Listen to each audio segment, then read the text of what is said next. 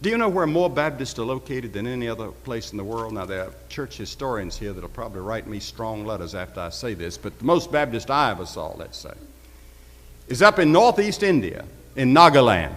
And I went there for their 100th anniversary of Christianity in Nagaland.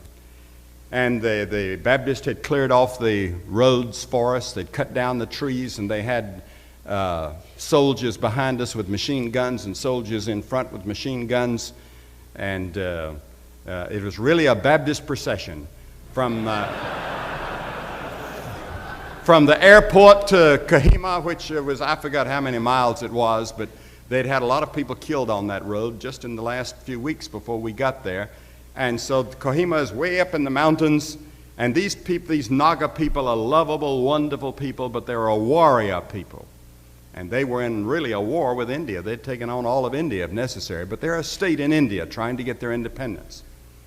And so when we got there, they said that their first service was going to be in the morning at before daylight at 5 in the morning. And they said, Dr. Graham, we're expecting you to teach the Word of God at that time. I said, well, look here. I said, how about some of my associates taking that? I said, I've got 2 other services tomorrow, one at noon and one in the evening. I said, I'll take those 2, give that early morning service to one of these others. I said, this fellow here, Charlie Riggs, is one of the greatest Bible teachers in the world. I said, how many do you expect? Oh, they said, we'll have at least 100,000. I said, I'll take that myself.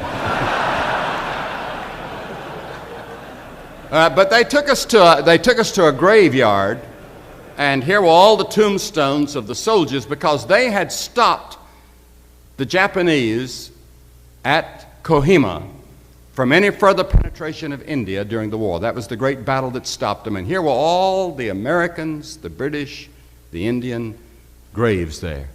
And on that great monument that they have there, the people from the grave are saying, we gave out today so that you may have a tomorrow.